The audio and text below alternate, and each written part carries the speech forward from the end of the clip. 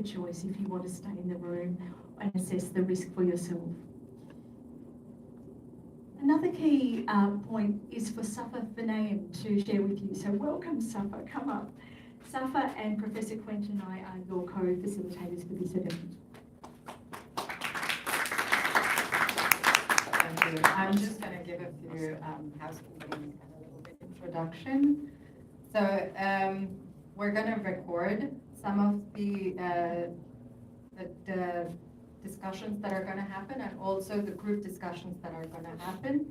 And we just wanted to let you know that these are going to be recorded, and names are all going to be anonymized, but if you have any concerns and you don't want your comments to be recorded, please do let us know, and we will keep that in mind. And moving into the program, the purpose of these, starting out the societal dialogue and the scoping, is that to bring together all of these diverse voices and to listen and to share from different communities of knowledge and experience, because the problem of and the challenges of water are so diverse and also so rooted in context of different communities that to address it, dialogue is essential. It's not conditional, it's not a good thing that should happen, but it is vital and important if we want to move to address and go beyond these wicked problems. And so with these ideas in mind, this session is going to begin and continue the process of dialogue, which has been happening with many places, but also to take it forward and take it ahead, as we can say.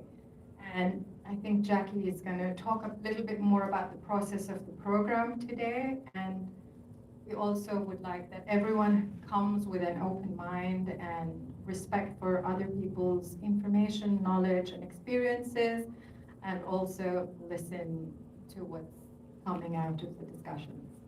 We hope it'll be a very meaningful discussion, and you can learn and also take away and share and take away insights. So with that in mind, I will give the mic back to Jacqui to continue. Thank you, Safa. Great. So a few words about the process. The design is deliberately to enable dialogue and rich dialogue to take place in this room. The beginning part of the journey is to listen, an invitation to listen to some storytelling about water. And we have a guest with us who I'll shortly introduce to begin that. For a short time after that, we will have some time to just contemplate a little. This is that important reflection process time before we have some further input from some key speakers who are joining us today. After that, we'll invite you to break into small groups for some dialogue around 3 key questions. And I'll guide that process so that there'll be a note taker, and so that we'll visually display what emerges from the dialogue as well. So without further ado, let me introduce to you our first storyteller.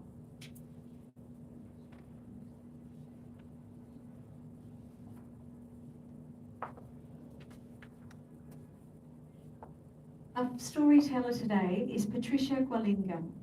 Patricia is here from Ecuador. She's a defender of human and land rights of the Quechua people of the Sarayaku of the Ecuadorian Amazon. Throughout her life, Patricia has devoted herself to protecting her community from human rights violations primarily caused by oil exploration and militarization. In 2012, she was a witness before the Inter-American Court of Human Rights in a landmark case filed in 2002 on the impacts of oil exploration on her community, which ended with a court ruling in favour of her people. In 2019, she received the Environmental Activism Outbreak Award in Spain. In October 2021, the El Nobel Award in the US for courage and leadership. In December 2021, the El Momen Human Rights Award, and recently in 2022, Olof Palme Human Rights Award for her leadership in the struggle to improve Indigenous living conditions. At present, Patricia holds the Vice Presidency of CEMA, Ecclesial Conference of the Amazon. She's a member of PUAM, the Amazonian University Program, and she also supports and leads the collective Mujeres Amazonicas dedicated to the protection of the environment, Indigenous peoples, rights of women, and the land. Patricia, you're very welcome, and we can't wait to hear what you're going to share with us today about water.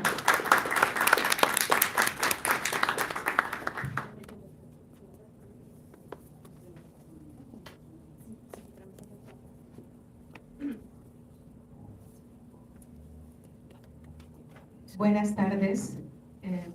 Lastimosamente no sé hablar inglés, por lo cuanto cuento con Romina que me va a hacer la traducción. Thank you very much. I'm not speaking English, so Romina Gallegos, it's helped me to translate.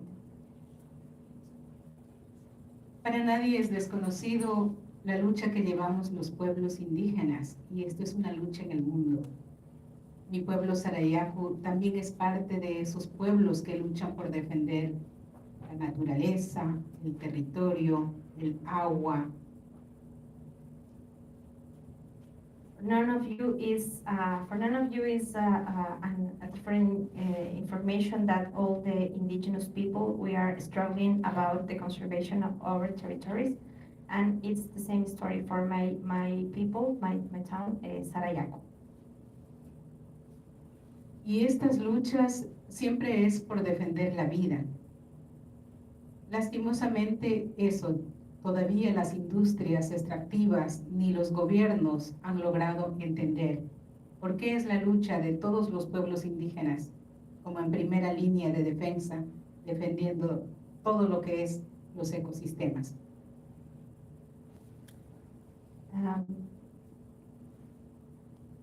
The struggle of the indigenous people are because the life, to defend the life. So the governments and the industries and enterprises didn't understand yet about this struggle and about the conservation and about our territories. Yo sé que este foro es sobre el agua, y lastimosamente cuando las industrias llegan a territorios indígenas, contaminan todo lo que es las cuencas hídricas del río Amazonas. I know that this forum is about water, but the industries and the enterprises are making a lot of pollution in our water basins, the water basins of the Amazon region.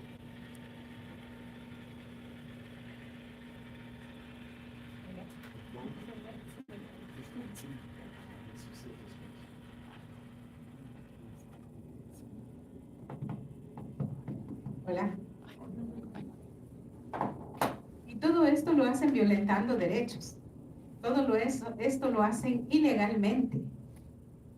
A pesar de que el derecho internacional protege y establece que haya consultas, que haya consentimientos, a las empresas no les interesa, tanto petroleras como mineras.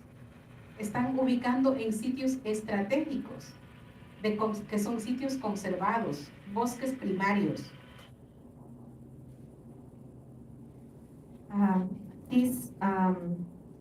The enterprises are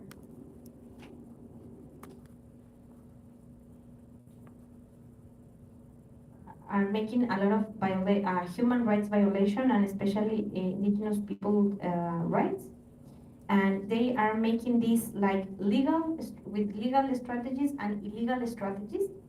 And the international human rights system tells us that we have a lot of rights, but the enterprises are staying in really strategical points, in really strategical water basins. That in these places there are conservancy territories. Tenemos un ejemplo claro en el Ecuador, la rotura de oleoductos.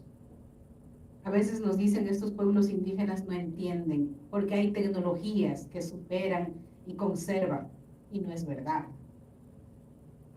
La tecnología siempre demuestra que no es esa tecnología que tanto pregonan. En Ecuador, la rotura de oleoductos ha derramado toneladas de barriles de petróleo al río Napo, que son afluentes del Amazonas. Y nadie hace nada para remediarlo. One example of this is what happened in Ecuador about the national pipeline oil. We have a split of oil in the Napo River. Napo River is one of the water basins of the Amazon, and in there we have a lot of tons of oil there. And until right now, there is nothing that the government or the enterprises have done. Igual tema minería, se ubican en las cordilleras, de donde nacen cascadas, de donde nacen ojos de agua, que son vitales para las cuencas hídricas amazónicas. E igual destruyen, contaminan. Y eso es cada día. ¿Realmente se ha valorado algo que no es tan valioso como son los minerales? Sin comparar con lo valioso que es el agua, sin comparar lo valioso que es la vida. No se está realmente siendo consciente sobre el valor del agua. And at the same time, we have the mining, like other of these activities. And because the mining in Ecuador are staying in the open of the mountains in Los Andes. So when the water produces. So the mountains and the Andes connect with the water basins for Amazon. So the people said and have the priority about the mining and the minerals about mining, but not the water, not the life.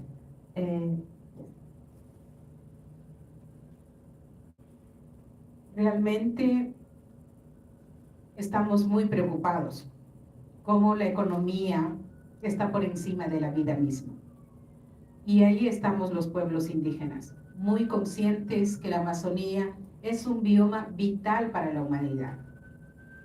El mundo debe saber que la Amazonía es una de las fuentes de agua más importantes para el planeta y no se lo está valorando de esa manera.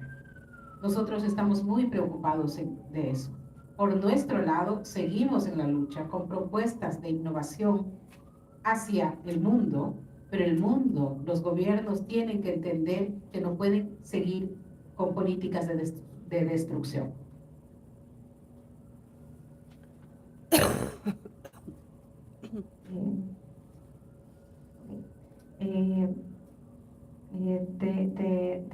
The processes, sorry, the processes about the indigenous people notice that the governments and the enterprise have these other priorities and that are above the life of the indigenous people.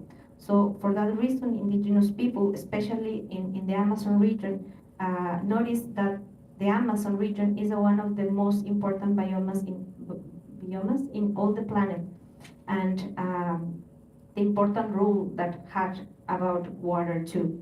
So for that reason, the indigenous people continue struggling to try to make the protection of the Amazon one thing of priority of the governments, but there's no happening. There's no this priority for them.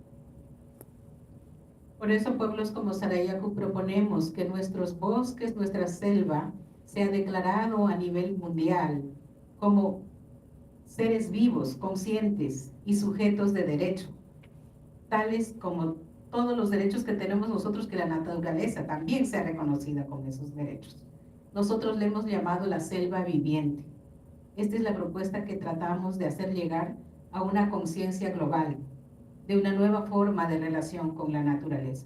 Tal vez así se empiece a volver a nacer y empezar a amar una creación que es obra de Dios. For that reason, our Sarayaku people, we are making a new proposal to do that. We have the project of Selva Viviente, living forest, and it's Causa Sacha. And that means that we have the territory and our forest like sujeto de derechos, subject of rights, like the nature rights that we have in Ecuador, but especially this part of the forest in Sarayaku. And that could make, is like a project that could make a new kind of relationship about the human and the forest and indigenous people and the forest. Es tiempo de unidad, es tiempo de conciencia, pero es tiempo de no perder más el tiempo. Es tiempo de acciones. Entonces, yo siempre invito a tomar acciones desde nuestros sitios. Muchísimas gracias y gracias a Romina, a Gabriela y a todos los que han hecho posible para que yo esté aquí.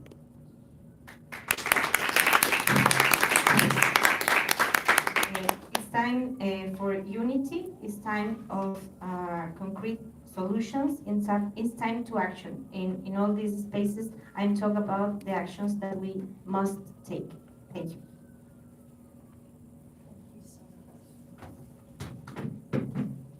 Fabulous. Thanks so much for interpreting. Thank you for your stories, Patricia. We would now like to share a video. And I'm just closing this so it might be a little bit more pleasant. Yeah, perhaps that's a good idea. Even though the view is wonderful, we might just do this while the videos are on.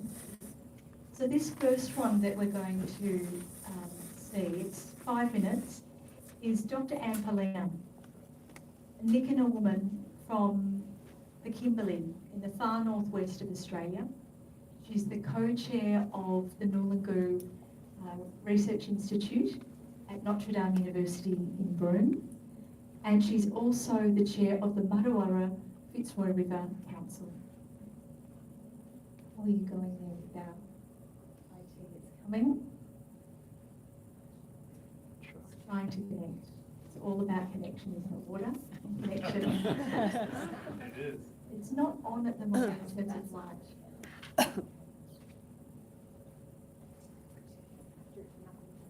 We're really being challenged by this today. So just thinking about what Patricia has shared. Oh, yes. I'll get this one.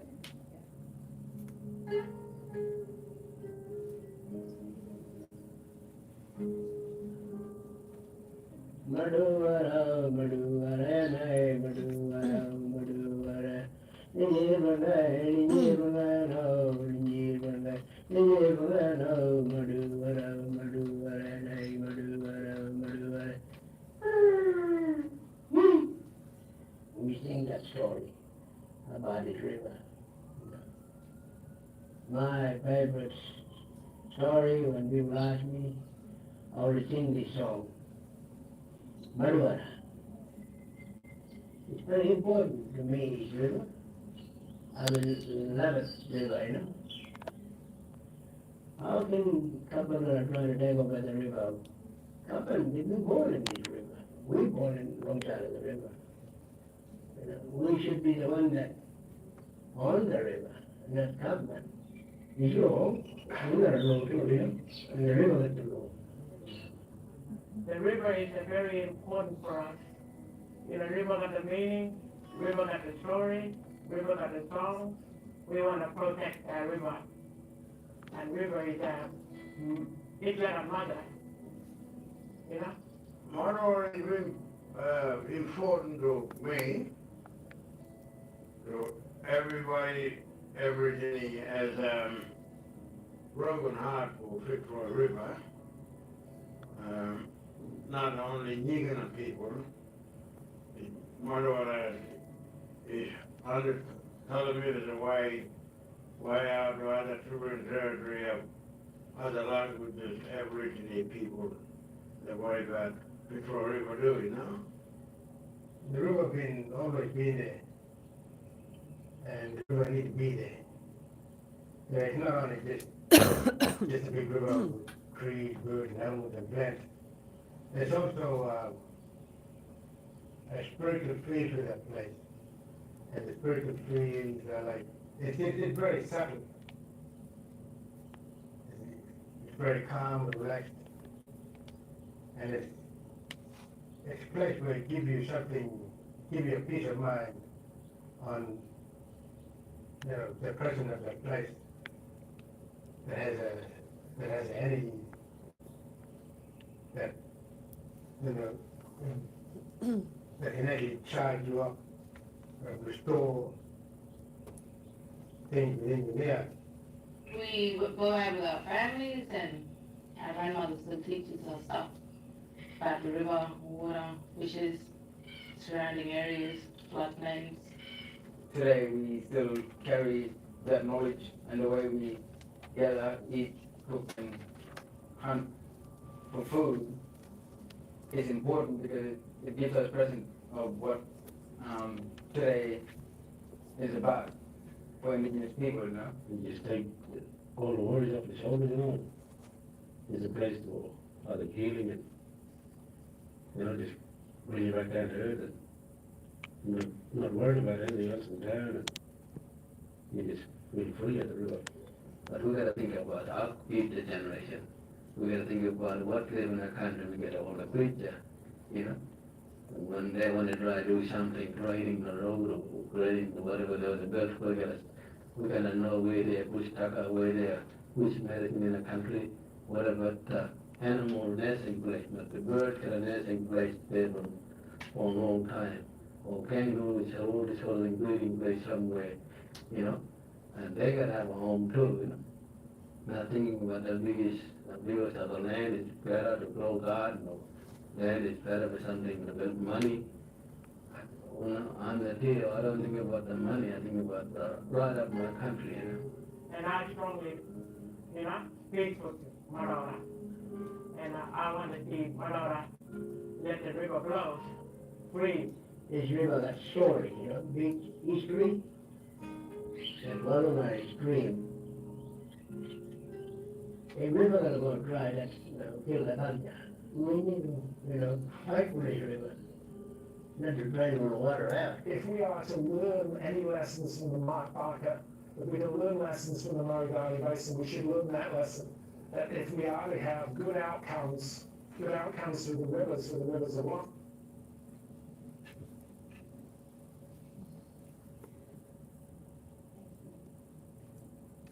Is that on? Yes, it is. Great. So that was Anne, Poelina and members of the Martuwurra Fitzroy River Council. Another story for us comes from Australia today. Reverend Glenn Loughrey, who is an Anglican priest and a Wiradjuri man.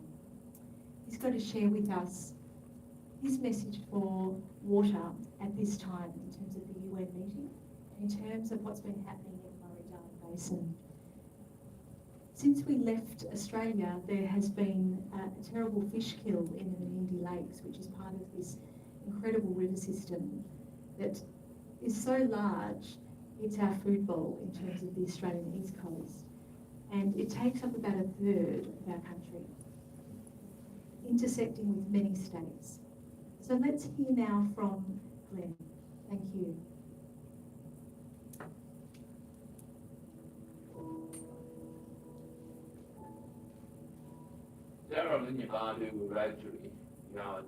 Glenn Loughrey. I'm proud to be Wiradjuri. My name is Glenn Loughrey. And I acknowledge the traditional people of this land on which we meet here in St Paul's Cathedral, the Wurundjeri people of the Kulin Nation, and we acknowledge their elders who have cared for this place from the beginning, from the creation. I'm standing next to a series of posters that refer to the 2019 Citizens' Inquiry into the health of the Barker or Darling River in New South Wales and the Menindee Lakes. One of the things that I noticed in that set of posters, which reflect the stories of individuals who were affected by no water being in the Darling or Barker River and no water being in the Menindee Lakes. There's a comment by one of them, which is just here, which says, Indigenous people should be sitting at the table with ministers, making the right decisions. That's an important part of the idea that comes out of the voice, out of the statement of heart, from the heart, which was signed at Uluru in 2017. The Uluru Statement of the Heart asks for a voice embedded in the Constitution, and a voice to Parliament about issues that relate to Aboriginal and Torres Strait Islander people. It is about having a place at the table where you can actually speak out of your own sovereignty over your land into issues that matter to us. It allows people like those in this poster to be able to speak about the need for appropriate policies, practices in relation to water in this country.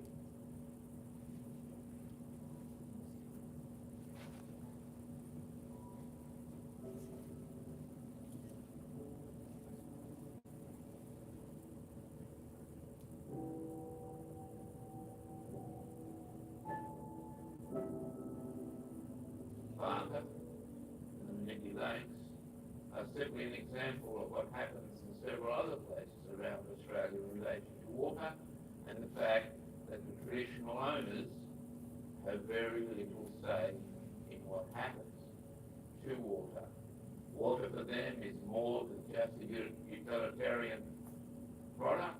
It is and contains and carries their knowledge and their wisdom, their traditions and their practices, their laws and their spirituality.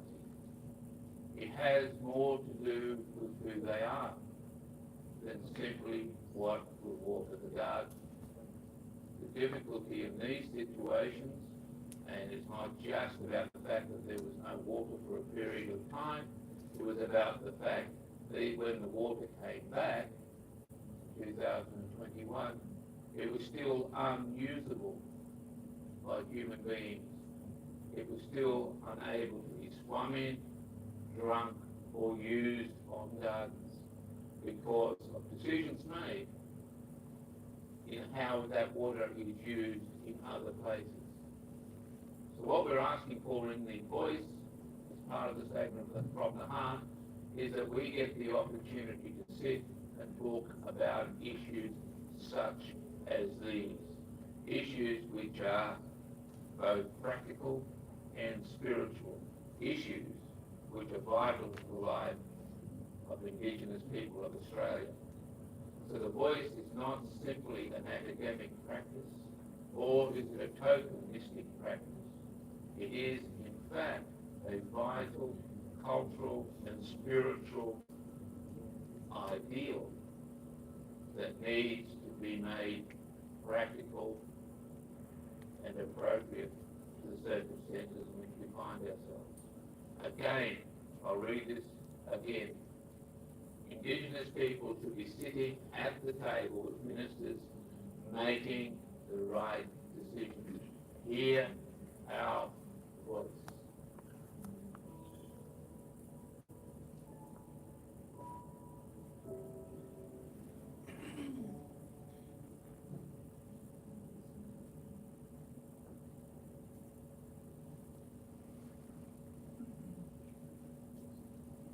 Having heard these three stories, Trish's, Poelina's and Glenn's, I'd now like to invite you to consider the voices of some of creation. This next short video is like a contemplative experience. So I invite you to enter into it, listening to the sound of water, and noticing the art forms created by a New York artist, Angela Mano. Her work has been a great legacy left in terms of the endangered species she captures in iconographic form, and it's done very traditionally.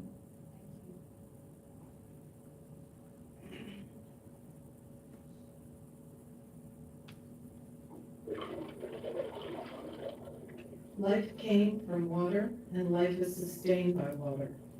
Without water, there would be no fish, no plants, no birds, no food, no life on earth. Water is a gift that connects all nature with the sacred. Water is a gift that sustains all life. Water is a sign of the presence of the Creator moving through and nurturing all beings. As a great connector, water flows through the earth in a cycle that unites all of life.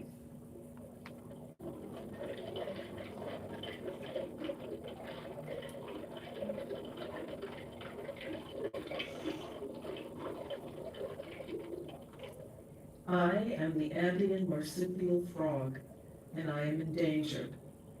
Because of my permeable skin, I am particularly vulnerable to environmental disturbances, from chemical pollution to the thinning ozone layer and global climate change. My natural habitats are subtropical or tropical moist mountain forests and arable land. Threats to my existence are habitat alteration and loss, deforestation, logging, intensified agriculture or grazing, urbanization, pesticides, fertilizers and pollutants, disease, climate change, increased ultraviolet B rays or increased sensitivity to them.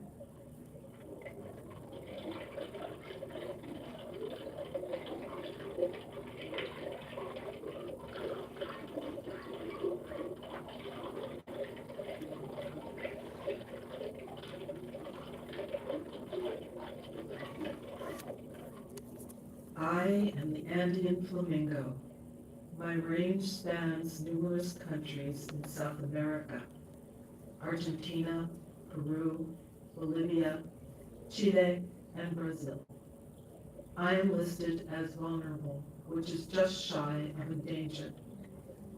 Threats to my existence are mining and quarrying, human intrusions and disturbance to my habitat from recreational activities, climate change and severe weather, droughts, storms, and flooding.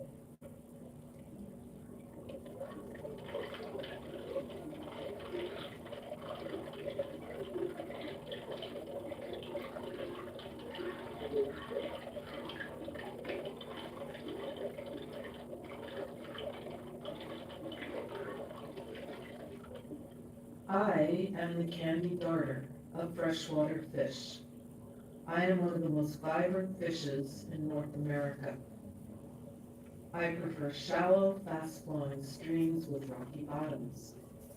At least half my range in the southeastern United States has been lost. Although 370 stream miles of my critical habitat have been preserved, I am still endangered. The rollback of the Clean Water Act is a grave threat as it leads to pollution of freshwater streams. Silting, competition, and climate change also threaten my existence.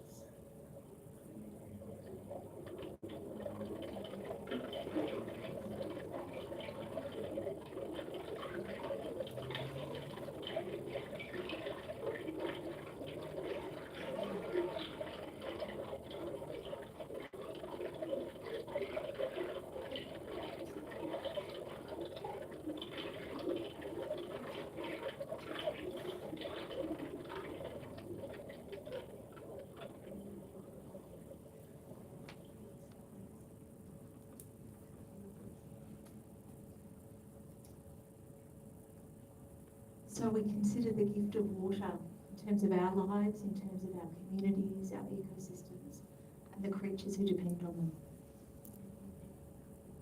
We're just going to have a look at the slide that we were not able to show earlier to give a sense of the process and the journey that we're on. We've heard from storytellers.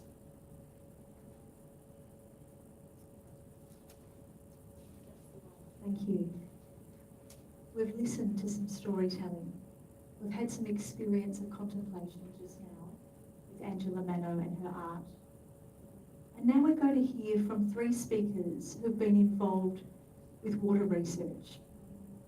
Our first speaker is Gabriela Sacco. Gabriela is the director and a founding member of the Institute for Global Dialogue and Culture of Encounter, an institution that works closely with Pope Francis and the Vatican in areas of human rights to water, the environment, and integral ecology. Gabriela is a civil engineer with specialisation in hydraulics. She has a master's degree in training from the University of Leicester, a postgraduate studies in future scenarios planning from the State Business School, University of Oxford, and in innovation and entrepreneurship from the London School of Economics. She's been appointed several times by CONEAU, Argentina's National Commission for University Evaluation and Accreditation, as an external advisor. She's been part of the steering team that created the first University of Water in Argentina and directs 2 higher education colleges in the areas of business, sustainability, water and technology. Gabriela has participated in book chapters and publications such as the International Journal of Water Resources Development in projects led by the Australian National University and colleagues from the University of Oxford. She's the director of the Postgraduate Diploma in Regulation, Governance and Integrated Water Management. She contributes with the Water and Integral Ecology area of the PUAM, the University Program of the Amazon, and the Ecclesial Conference of the Amazon. She was the academic coordinator for Argentina of the Postgraduate Diploma in Urban Sanitation in the Netherlands. She's responsible for directing education programs for 8,000 workers of AYSA, Water Utility, in a joint work with the Labour Union, and she's developed educational projects for the water sector with the Ministry of Labour.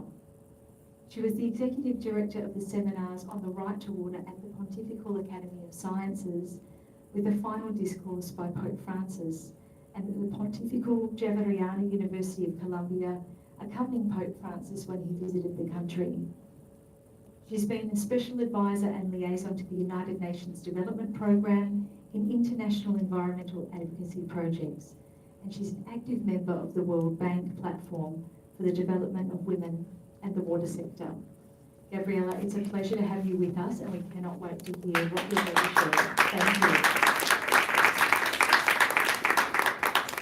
Thank you. Thank you, Jacqui. I thought it was going to be the shorter version. I'm sorry. My apologies. Thank you, Quentin, as well, and Safa for inviting me. And it's a great opportunity to be here and share this space with a strong voice, such as the voice of Patricia Wallingham. So in his encyclical Laudato Si that you all know very well, Francis says that a true ecological approach always becomes a social approach. It must integrate questions of justice in debate on the environment, so as to hear both the cry of the earth and the cry of the poor. I'll try to frame the 3 stories I will briefly describe today. The problem of lack of integration, or the problem of fragmentation, is a constant when analyzing concrete solutions for social environmental issues, environmental degradation, the climate crisis, and the lack of access to water require concrete actions. But the main challenges in implementing those actions are usually not the technology or not even the financing. The main challenges seem to be to overcome and replace practices that distance and disconnect with practices grounded in caring about the others. Even the word stakeholders, that is so commonly used to refer to all interested parties, means that every party has a stake, where a stake is a share, an interest in someone or in something. In Spanish, in quite the same way as in English, when we speak about interest, we are referring to a concrete value, gain, utility, convenience. And we know that words are never neutral, and clearly none of these meanings are related to caring. An interested party in this sense is not connected with the idea of protection, and also interest may come from different sources. Therefore, from the very beginning, we can foresee the complexities of reaching collaborative solutions if each party plays as a stakeholder. There is not such a thing either as detached objectivity. So a first good point when designing solutions would be to consider who are the parties involved and why they are involved. Such objectivity does not apply either to the interpretation or data or statistics that we use so much in academic settings as well as in other settings. For example, we can say that 648 million people in the world, that about 648 million people in the world, about 8% of the global population, live in extreme poverty, which means that they subsist on less than $2.15 per day. That is the current poverty line that the World Bank uses. But even in 2019, the World Bank considered two other higher poverty lines. And according to these new parameters, almost a quarter of the global population, that means 23%, lived below the poverty line of $3.65 per day. And almost half of the global population, 47%, live below the poverty line of $6.85 per day. So also the interpretation of data is affected by values. We know that values are basic and fundamental beliefs that guide behaviors. Values determine the personal qualities we choose to embody or guide our actions, the manner in which we treat ourselves and others, and the interaction with the world around us. And in this sense, the role of educational institutions is also key. It's key in educating in the respectful consideration of different views and understandings, as well as in measuring success. And I want to highlight here that Patricia, as well as Ms. Lieberman, and as well as Romina, who was here helping in the translation, they are part of the PUAM, the university program of the Amazon, with a really interesting view, and it's going to be a really challenging project. So, for example, the extreme focus on some educational institutions on the utility of degrees and linking them strictly to producing economic results is both a message and a means that we would need to rethink. If we take the case of water problems, which are also usually socio-environmental problems, as I said, there are frequently wicked problems, as defined by some authors like Brittle and Weber in 1973, long ago. These are situations in which there are ambiguous definitions, stakeholders and criteria for judging success. So let me enter an extremely conflictive example, one of an industry that makes an intensive use of water. For government, when we usually listen to some governments, be it national or state or provincial governments, the settlement of an oil company might be good in terms of economic results or gains for the state or the region, but might contribute to a deeper environmental degradation in the long term that also affects communities and people living in the region in the short, medium, and long term. In the last years, from the Institute for Global Dialogue, we have run programs on water governance and regulation, where we work within the safety of an academic environment in proposing courses of action and possible solutions to water problems by putting together radically different voices, people from very different backgrounds. We work with participants that are actively involved in water-related problems, and these problems that we also select from a number of proposals usually respond to this characterization of weak problems, which are ill-formulated, where the information is confusing, and where there are a number of different and conflicted interests, and also where that have ramifications in the whole system that are confusing, and where solutions often turn out to be worse than the original cause of the problem. In this case, ambiguity is manifested in the apparently irreconcilable differences in framing. People show their deeply held worldviews that shape their framing and configure, for example, the relationships they establish, the power relationships they consider, the voices they value, or the decisions they make. But water justice, that is our main concern in terms of the effective attainment of the human right to water, requires a creative building of bridges and alliances across differences and the development of the capacity of listening and engaging. So let me go through Latin America, from the Patagonia region in the south to Central America, enunciating some examples of these weak problems that affect particularly vulnerable communities and contribute to the degradation of the environment. So in the Patagonia region of Argentina, where there's also huge mining and oil activity, there's a lake called Masters. So in 1960, a first aqueduct was put into operation to take water from that lake to provide water to several cities that are nearby. They are called Comodoro Rivadavia, Radatili, Caleta, Olivia. The lake is located in the province of Chubut, but provides water then also to another neighboring province.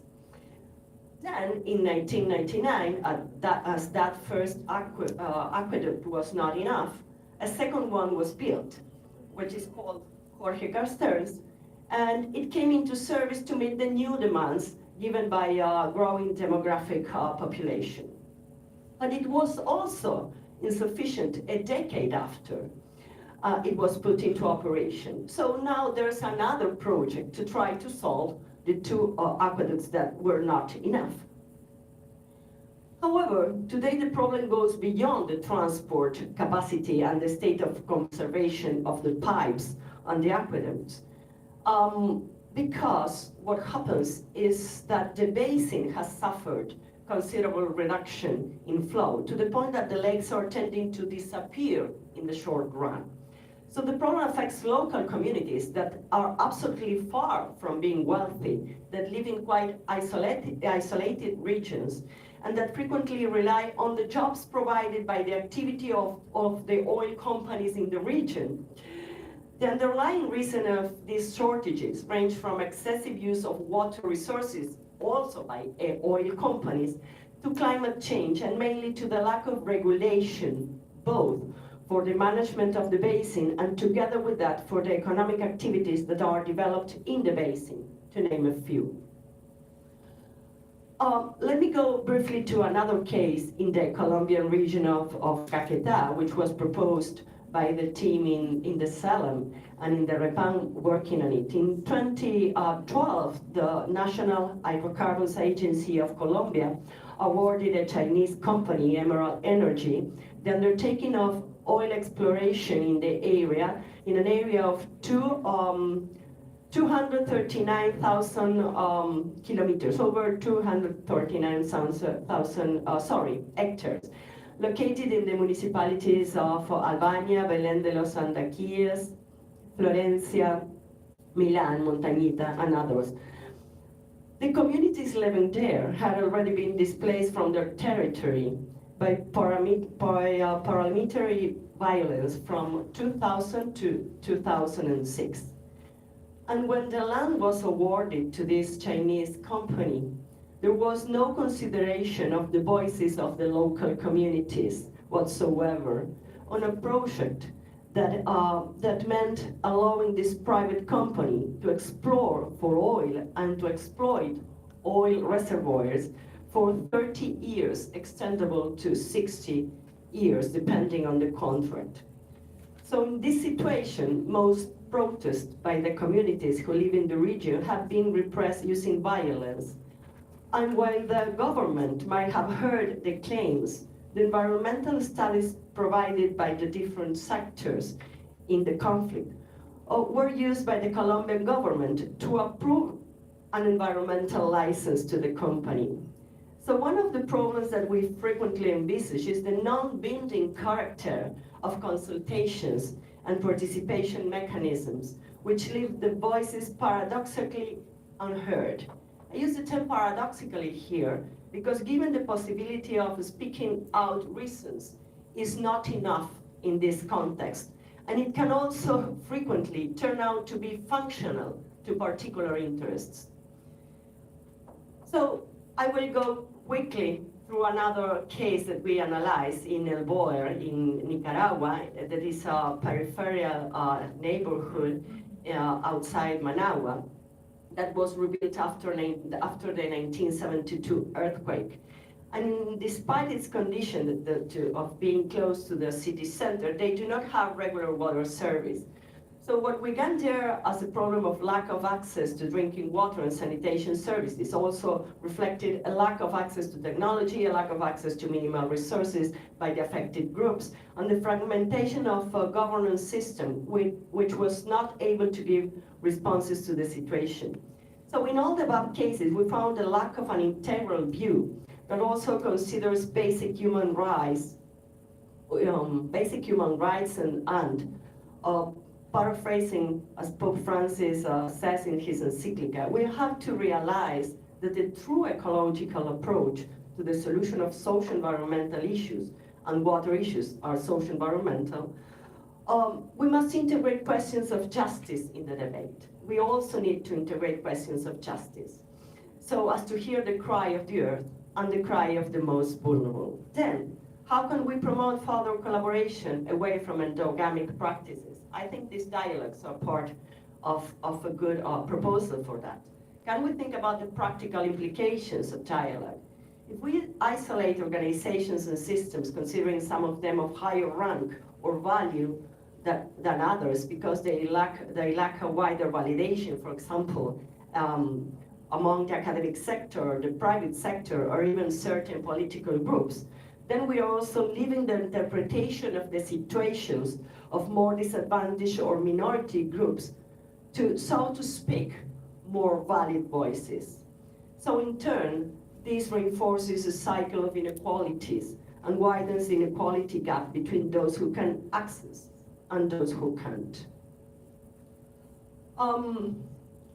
So just to close, if we move, there are many other questions that we could ask, but if we move certainly from functional solutions to caring solutions, if we include the human dimension and specifically the human rights dimension in the analysis and in the proposals and in the practice, we are raising the bar beyond functionality or performance, and we may consider indicators of success under a very different lens. One less related with the economic value of the solution and more with the human dignifying dimension of the solution. Also, the same concept of sustainable development requires us to ensure not just that we are living a livable world for future generations where nobody is left aside or behind, but that we also put in place political and social institutions that ensure that they are stable enough to endure this into the future. Well, thank you very much. So, thank you so much. It was important to introduce you so fully because your work is extensive in this area, and we're just so delighted you're part of this. So thank you for your contribution. Superb. Somebody who didn't want me to do much of an introduction besides this is Friar Ben Ayodi. He is a Franciscan, and that's all he wanted me to say, and I know he'll introduce himself to you. So over to you, Ben. Thank you.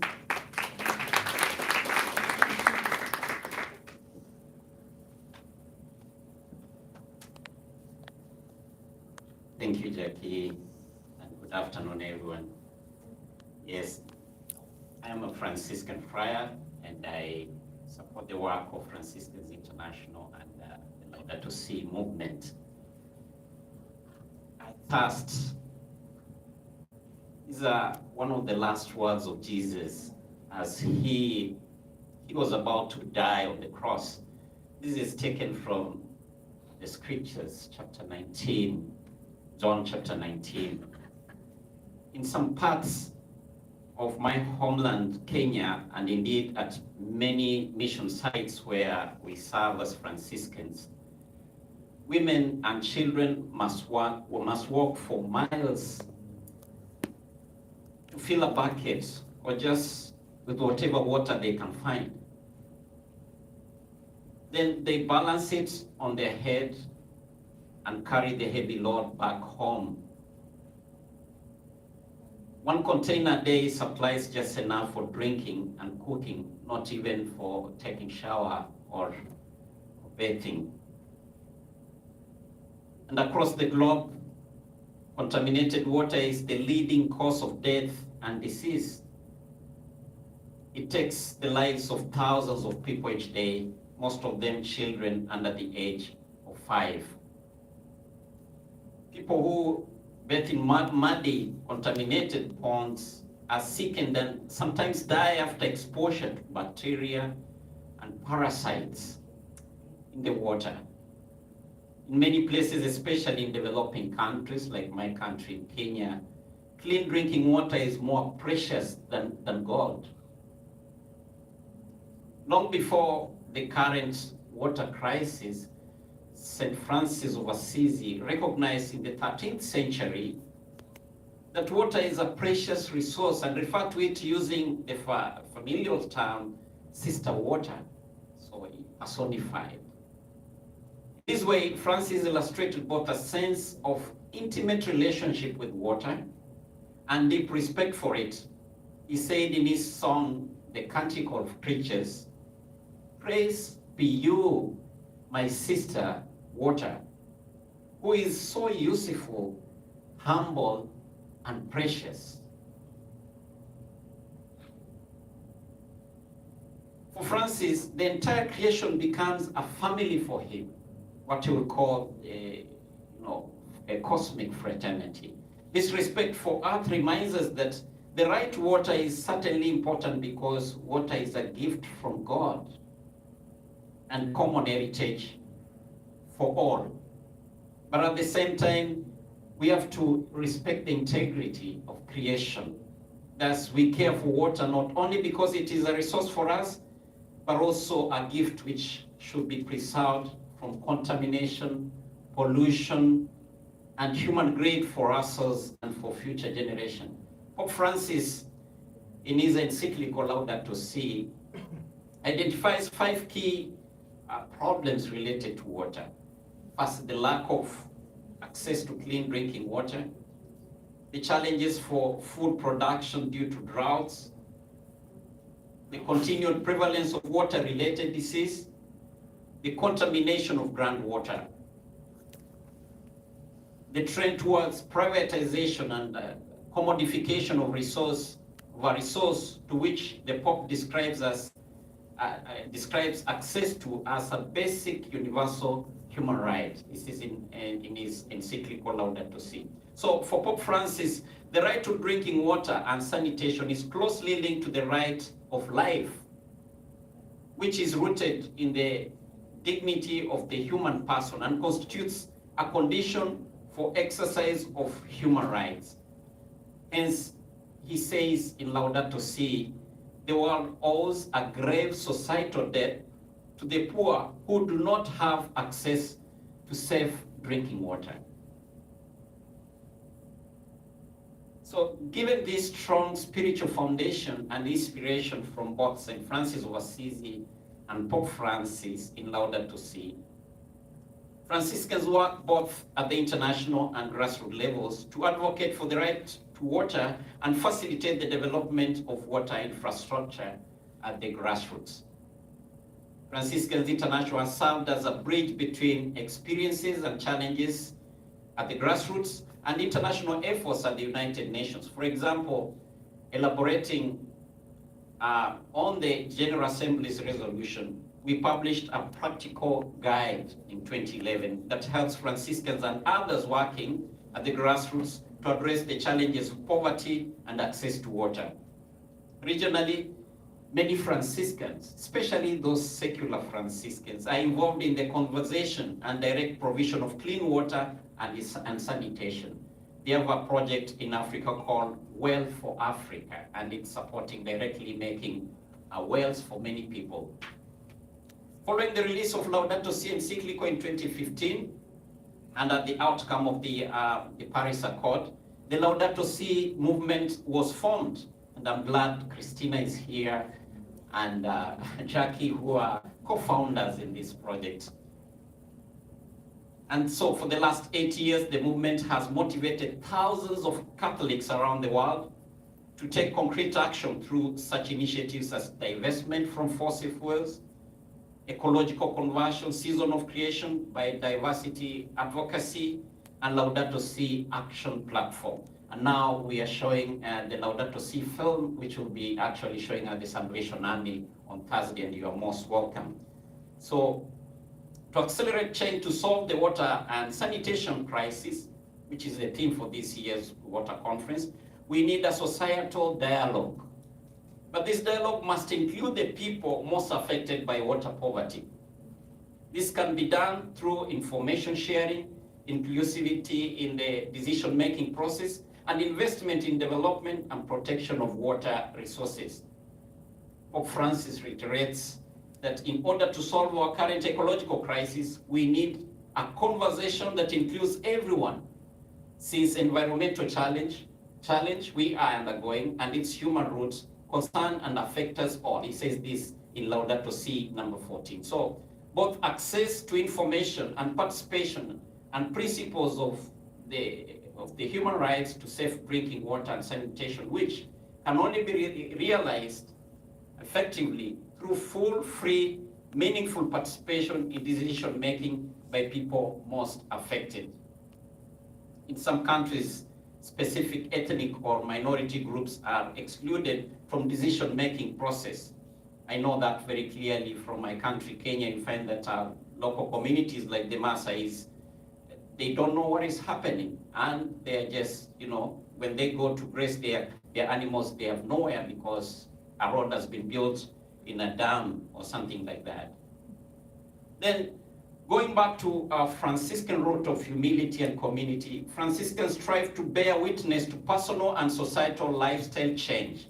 According to Pope Francis, humility is called to recognize the need for change of lifestyle, production, and consumption in order to combat climate change. We need to evaluate the impact of our lifestyle on the environment and develop new habits that can help care for our common home, the earth, and the resources that we have been freely granted, especially the gift of water. This calls for a reflection on the fundamental values that can help us live in a more sustainable manner. We need ecological conversion that calls for both personal and societal commitment to change and becoming good stewards of creation and the water resources we have been given freely by our Creator God. St. Francis would tell his friars, "Let us begin again, my people, for up until now we have done little or nothing." I thank you.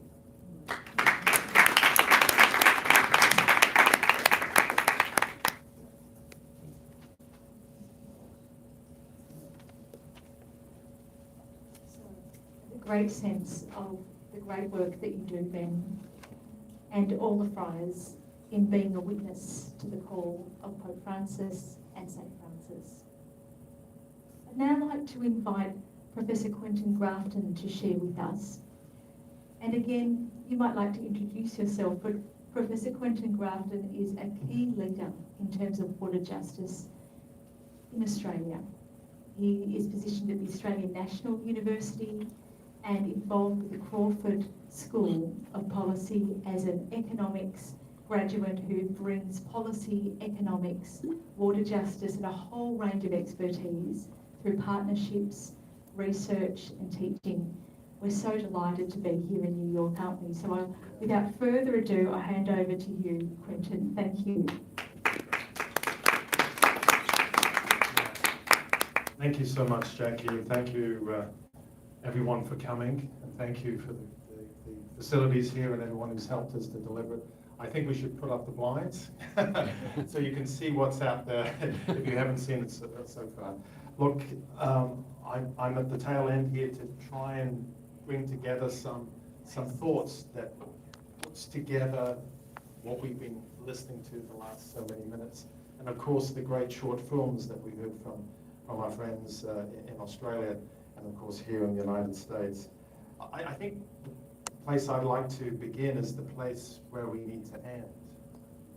What I mean by that is when we talk about justice, I think there are three ways we can talk about it, and this is not due to me, this is due to my friend and colleague Joyita Gupta and others who talk about justice. So there's three ways we can think about justice. So the first way is to think about the ideal, what we want to move towards. That's about intragenerational and intergenerational justice. So we're concerned about the people here today, and we're concerned about the generations to come. And so it's justice for all, not justice for some. And then the second aspect, and this was highlighted in the film by Glenn Loughrey, and that was the issue about having a seat at the table, and that's procedural justice. So that has many, many shapes and forms. It means you have access to the courts, that you're not excluded from it because you don't have the money to pay for a lawyer, that you have the rights to go to court. It means that you have the right to be part of the decision-making that affects you and your communities. That's procedural justice. And if you're not there, if you're not at the table, you don't have procedural justice. Others are making decisions for you and your communities, and they don't know you, they don't know your communities, they don't know your needs, and so inevitably, even in the best will in the world, we will end up with injustice. And then the last aspect of it, and certainly not the least, is substantive justice. We heard that from Patricia in terms of the land that has been affected, in terms of water quality, in terms of oil extraction and exploration, and there needs to be a correction. If there's been a wrong done, it has to be fixed. It's not just a question of writing something up on a piece of paper and say, oh, the wrong has been done. It has to be fixed. Okay, that's why we're meeting in the next 3 days at the UN Water Conference. It's about fixing problems, identifying, understanding the causes and drivers, but it's about fixing. It's not about just talking about it. So that's the justice we want. That's where we want to be. Those are the outcomes we want to land at. That's the end, but it's also the beginning. And so how do we get there? Well, that's a process. Okay, so the process takes time, and it takes people, it takes communities, it takes multiple communities. And this is a beginning, at least from ourselves. Many are in this space. And I know Gabriela has been doing this for a long time, and as has Louise and others I know of you who come here today. It's no coincidence that you're here. So from our perspective, it is a beginning process, a scoping of solidarity. And solidarity is connecting together to bring about change. So who is here? Well, the question we need to ask ourselves, and Friar Ben highlighted that, but the question we need to ask ourselves in the justice space is, who is my brother and who is my sister? Because asking that question gets us engaged in who we need to connect to. And of course, it's everybody. And that's part of this process of solidarity. So Patricia highlighted a whole series of injustices in her presentation to us. And I just want to bring it back to the United Nations. It's just across the road. So there was an agreement called the United Nations Declaration of the Rights of Indigenous Peoples, which is called UN DRIP, and will be familiar to quite a number of you. But I just want to highlight there's multiple articles in that UN DRIP. So in Article 10, it highlights, and this is very, very clear, free, prior, and informed consent. Free, prior, and informed consent. So if we're talking about Indigenous lands, Indigenous water, Indigenous country, and we heard about that in Australia, we saw that in the short film with the Martuwurra River, then we need to make sure that those persons who have had their communities there for tens of thousands of years, so it's at least 65,000 years that have been settlements around the Martuwurra, then they must have free, prior, and informed consent, and they must have a seat at the table. And then the other article I want to highlight in UN DRIP, and this is a really important, I'm quoting this directly, it is the right to conservation and protection of the environment. So that's the Indigenous right in terms of their country to have that right protected. And if that is a right that is being infringed upon, which it most certainly is, if I was listening to Patricia correctly, then that's a right that has to be brought back. So those are just some highlights in terms of bringing together the thinking, the ideas, the processes. And the question is, what next? And now, if I were to tell you the what next and what the solutions or the steps are, then I wouldn't have been listening to what I've been hearing today, because I don't know what those steps are. Doesn't mean I don't have an idea and thoughts, of course, but we all do. But it's about listening to determine what the steps are. What those steps might be, what those actions might be, will be different. Different where I live in Canberra, Australia, that's Ngunnawal Ngambri country. What we do there is going to be different to the Martuwurra country, which is in the northwestern part of Australia. It will be different to what we do in New York City. It'll be different to what we do in the Amazon in Ecuador, or wherever that place might be. So we have to go from the local to the global, and we have to listen, bring ourselves together, work together, ask ourselves who we are and who we are connected to or not connected to. And then we can begin that process. And that's a process of change. And that process is absolutely required. I don't think I need to convince you, but I'll give you some statistics. In terms of the gross area of wetlands, we've lost about 35% of the wetlands since 1970. Approximately 30% since the last UN conference in 1977 in of course, Argentina and Mar del Plata. We've had almost a doubling of the water withdrawals at a global scale. We've had massive deterioration in terms of water quality. And of course, we've had ongoing deforestation. That's just a quick summary of the green space, the environmental space, the nature space that we have destroyed in my lifetime. We can't continue.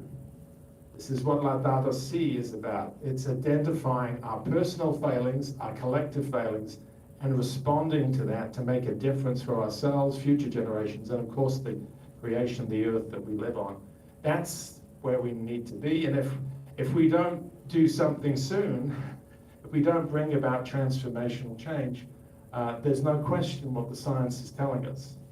It's death and destruction. We don't want it. It's injustice. It's something that we can change. It's not inevitable. It is something we can change. But we cannot change it as individuals. We can change it as a collective in solidarity. So I will conclude. Thank you for the opportunity, Jacqui. And there is now another part to this engagement. We ask you to remain, be part of this discussion and collection and how we go forward with some series of questions. So over to you, Jacqui.